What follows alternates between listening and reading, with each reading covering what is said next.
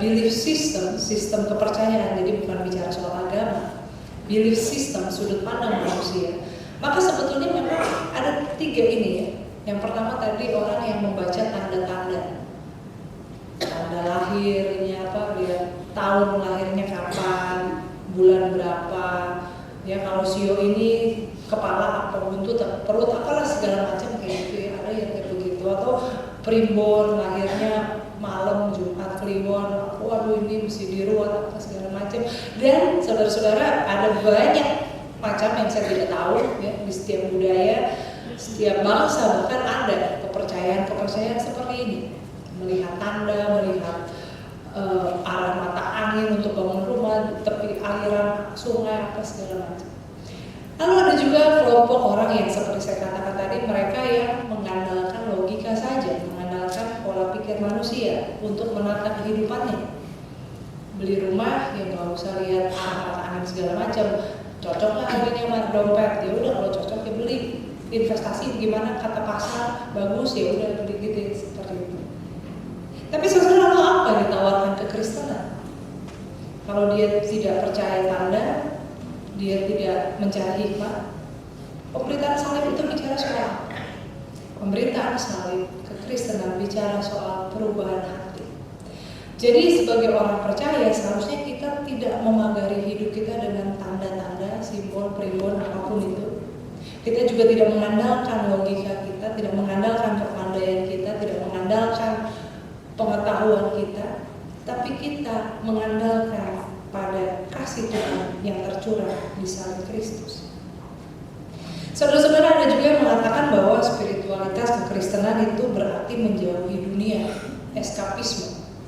Ya, sementara para pembaca tanda akrab dengan dunia, ya, bicara soal perdagangan dan sebagainya. Maka apa yang ditawarkan kekristenan? Saudara-saudara, sebetulnya sebaliknya dari menawarkan eskapisme, sebetulnya malah sebaliknya. Tapi sebelum kita membahas soal ini lebih lanjut, saya mau mengajak kita melihat apa yang disampaikan oleh Nabi Mika dan juga Paulus kepada umat mereka.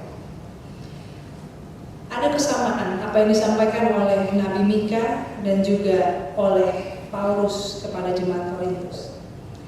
Yang pertama, mereka menegur umat mereka. Ya, Mika menegur bangsa Israel, Paulus menegur jemaat mula-mula di kota Korintus. Tegurannya kurang lebih seperti ini bunyinya, kurang lebih kamu jangan seperti kacang lupa kulitnya.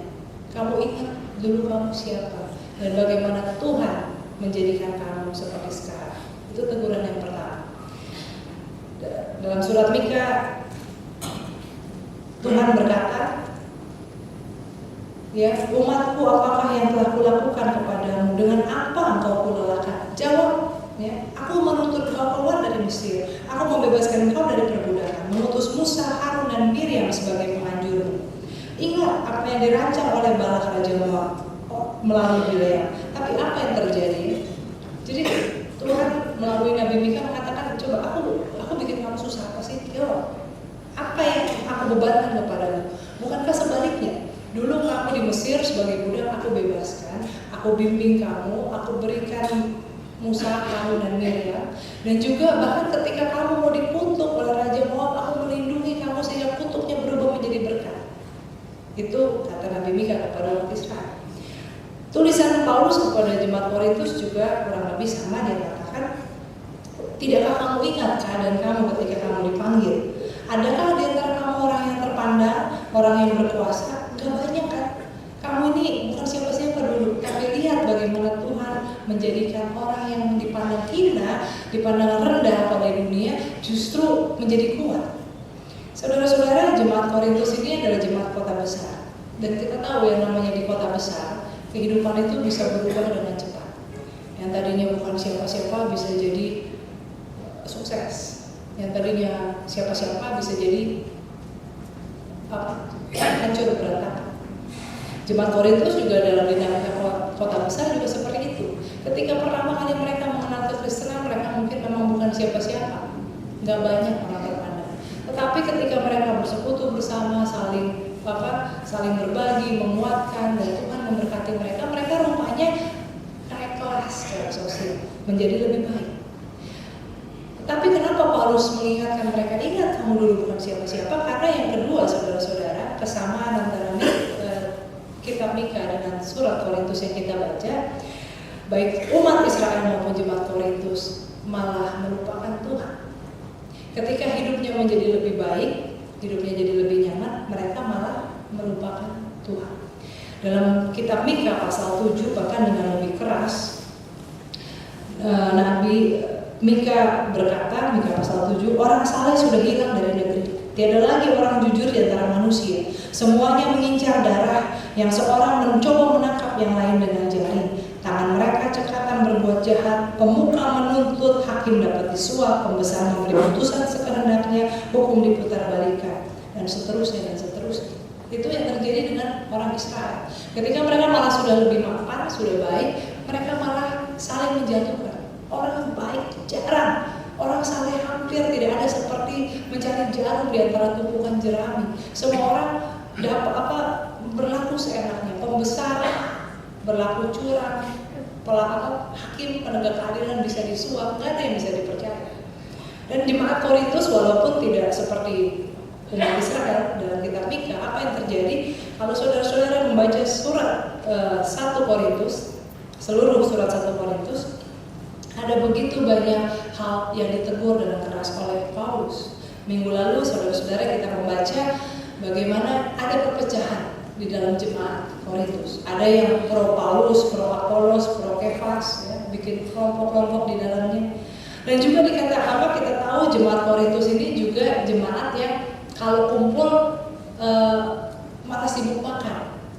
Dan ini juga ditegur ya oleh Paulus, ketika mereka kumpul mereka malah sibuk makan, pesta pora, pamer, bawa makanan yang bagus-bagusan, mewah-mewahan, sehingga yang harus kerja, yang justru tidak mampu untuk makan enak, bawa makanan yang enak, mereka justru pas datang nggak kebagian apapun. Dan itu sengaja dilakukan bahkan seperti untuk menunjukkan kekuatan mereka.